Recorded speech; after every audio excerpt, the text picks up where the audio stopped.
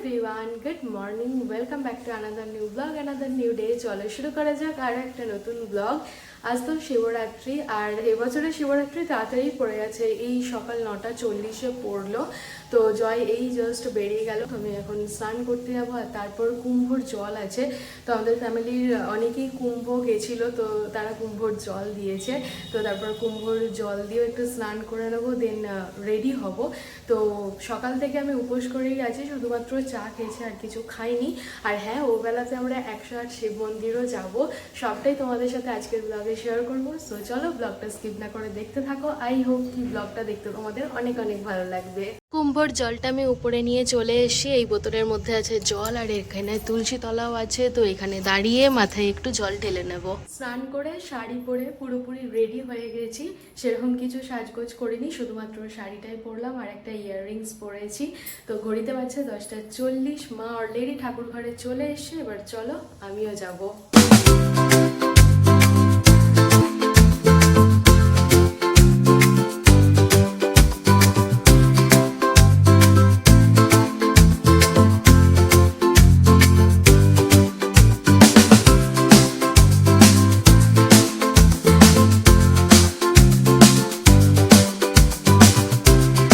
ওবেলার জন্য মা এখানে সমস্ত কিছু জোগাড় দিয়ে দিয়েছে, এর মধ্যে জাস্ট আতপ চালটা নিতে হবে, আর হ্যাঁ পইতে কিনতে হবে, তাহলেই সব কিছু কমপ্লিট।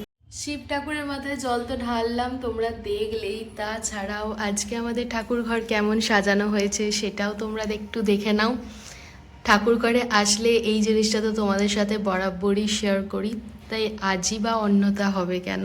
তো চলো এবারে নিচে যাব, মা প্রসাদ দেবে, প্রসাদ খেয়ে উপোস ভাঙবো, আর তারপর শিবরাত্রির ব্রত কথা পড়বে, তো সেটাও শুনবো, তোমাদের সাথে শেয়ারও করব। এই ননদিস মাঝে মাঝে আসে উপরে বেড়াতে। কি করতে আইছো?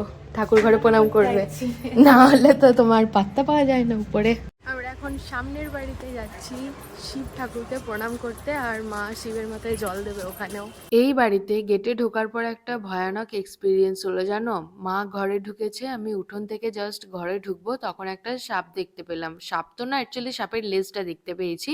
তো তখনই মাকে বললাম, ও মা দেখো দেখো কত বড় সাপ। ততক্ষণের মধ্যে টবের পিছন দিয়ে হয়ে সাপটা যে আমার সামনে চলে আসবে এটা তো আমি বুঝতেই পারিনি। আমার তো ভয়ে পুরো বুক শুকিয়ে গেছে, প্রচন্ড জোরে চিৎকার করেছি, কিন্তু সাপটা আমার সামনে দিয়ে হয়ে বাগান দিয়ে চলে গেল। সাপ তো তাই দেখলেই ভয় লাগে, কোনো বিষধর সাপ ছিল না, এমনি জলঢোড়াই সাপ ছিল। তারপরে তো আমরা মন্দিরে আসলাম, সকাল থেকে বাবার স্নান হয়নি, রুক্ষ ছিলেন। তো মা গঙ্গা জল দিয়ে স্নান করিয়ে মুছিয়ে এখন ঘি মাখিয়ে দিচ্ছে। ইভেন হ্যাঁ, নন্দীকেও তাই স্নান করিয়ে মুছিয়ে ঘি মাখিয়ে দিয়েছে। চলো তোমরা এই ভিডিও দেখতে দেখতে একটু শিবরাত্রির ব্রত কথা শুনে নাও। ফাল্গুন মাসে শিবরাত্রি ব্রত কথা পুরাকালের কথা। একদিন কৈলাস পর্বতে হরপার্বতী বসে বিশ্রাম করছিলেন। এমন সময় দেবী বললেন, প্রভু, ধর্ম, অর্থ, কাম ও মোক্ষ লাভের জন্য কি কাজ বা ব্রত পালন করলে আপনাকে সন্তুষ্ট করা যায়? মহাদেব বললেন, শোনো পার্বতী, এই ব্রত আমার খুবই প্রীতিকর। এই ব্রতের গুণেই গণেশ সপ্তদ্বীপের অধীশ্বর হয়েছে। ব্রতের ফল, শিবরাত্রির ব্রত পালন করলে মানবে ধর্ম, অর্থ, কাম ও মোক্ষ এই 4 রকম ফল লাভ হয়ে থাকে। শিবরাত্রি ব্রতকথার গল্পটা পুরো শেয়ার করতে পারলাম না, কিছু কিছু শেয়ার করলাম। এখন সন্ধে হয়ে গেছে, এলাম রান্নাঘরে। রাতে তো কড়াইশুঁটির কচুরি হবেই, তার সাথে হবে আলুর দম। মা আলুটা সিদ্ধ করে রেখেছে, আমি এখন মশলা কষিয়ে আলুর দমটা বানাবো, আর মা গেল ময়দা মেখে লই করে কড়াইশুঁটির পুর ভরতে। গুড ইভিনিং এভরিওয়ান, তো এখন আবারও রেডি হয়ে গেছি। সকালবেলা তো তোমাদেরকে বললামই আজকে আমরা 108 শিব মন্দির যাব। তো জয় প্রচন্ড তাড়া দিচ্ছে, খুব তাড়াহুড়ো করে রেডি হলাম, চলো এখন বেরোবো। জয় আমাকে ফোন করেছিল যে তুমি রেডি হয়ে থাকো, আমি যাব, চেঞ্জ করব আর বেরিয়ে পড়বো। তো আমি বললাম যে না, একটু দেরি হবে আমার, কারণ রাতে কখন ফিরবো না ফিরবো জানি না, তারপরে এসে কচুরি ভাজতে গেলে অনেকটাই দেরি হয়ে যাবে, ইভেন ডিনার করতেও দেরি হয়ে যাবে। তাই আমি ভাবলাম যে যাওয়ার আগে কচুরিগুলো ভেজে গেলে ভালো হবে। তো কচুরি ভাজতে গিয়ে একটু লেট হয়ে গেছে, তাও পুরোপুরি ভাজতে পারিনি, মা শেষের দিকে কয়েকটা ভেজে নিয়েছে। এখন চলে এলাম 108 শিব মন্দিরে। এখানে না অনেক কিছু চেঞ্জ হয়েছে, আমরা প্রায় না 1 বছর পর এলাম, পুরোপুরি 1 বছর পর। আগের বছরও শিবরাত্রিতে এসেছিলাম, এই বছরও তাই শিবরাত্রিতে এসেছি। 108 শিব মন্দিরে প্রথমের দিকে যে শিব ঠাকুরগুলো ওখানে তো প্রচুর লাইন ছিল, তাই ওখানে যাওয়ার কোনো চান্সই নেই। তো কোন মন্দিরটার ভিতরে পুরোহিত আছে দেখতে দেখতে আগের বছর আমরা যেখানে জল ঢেলেছিলাম এই বছরও তাই ওই জায়গাতেই এসে ওখানেই জল ঢাললাম। এই বছরে আমরা বাবার মাথাতে একসাথেই জল ঢাললাম। যে মন্দিরে আমরা জল ঢাললাম ওখানে তো ধূপ মোমবাতি দেওয়ার জায়গা নেই, তাই জয় এখানে ধূপ দিতে গেছে। তো এখানে না একটা নন্দী আছে, এত মানুষজন আছে বলে দেখা যাচ্ছে না। আমি রিসেন্টলি জানতে পেরেছি, তো মনের যদি কিছু ইচ্ছা থাকে সেটা যদি নন্দীর কানে কানে বলা হয় তাহলে সেই ইচ্ছাটা পূর্ণ হয়। তাই আমি জয়কে বললাম যে তুমি যখন ধূপ দেখাতেই যাচ্ছ তাহলে নন্দীর কানে কানে তোমার মনের ইচ্ছাটা বলে আসো। একটু আগেই তোমাদেরকে দেখালাম অন্নপূর্ণা মন্দির, পার্বতী মন্দির।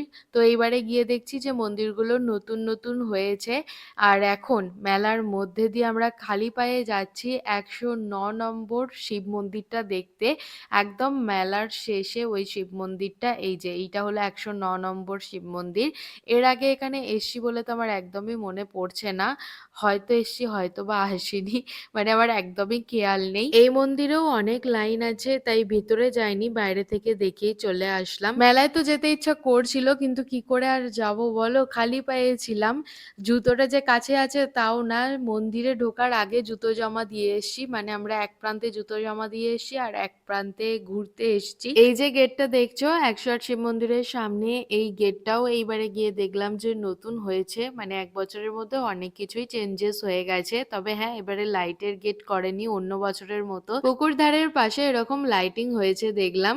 তো আগের বছরের থেকে এই বছর সবকিছুই তাড়াতাড়ি হয়ে গেছে। আর হ্যাঁ, আগের বছরের মতো এই বছরে কিন্তু অত ভিড়ও নেই, কেন জানি না। তো চলো এবারে বাড়ি ফিরবো।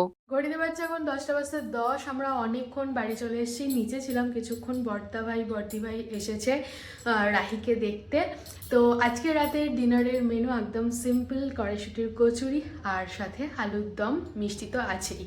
এনিওয়েজ চলো, এই ব্লগটা এতটাই। যদি কিছু ভালো লেগে থাকে তাহলে please do like, share and subscribe. অবশ্যই কমেন্টে জানিও যে ব্লগটা দেখতে তোমাদের কেমন লাগলো। কাল আসি নতুন একটা ভিডিও নিয়ে, ততক্ষণে সবাই ভালো থেকো, সুস্থ থেকো, সাবধানে থেকো। অবশ্যই সাবস্ক্রাইব করে আমার পাশে থেকো। সো চলো ফাইনালি আজকের মতো টাটা।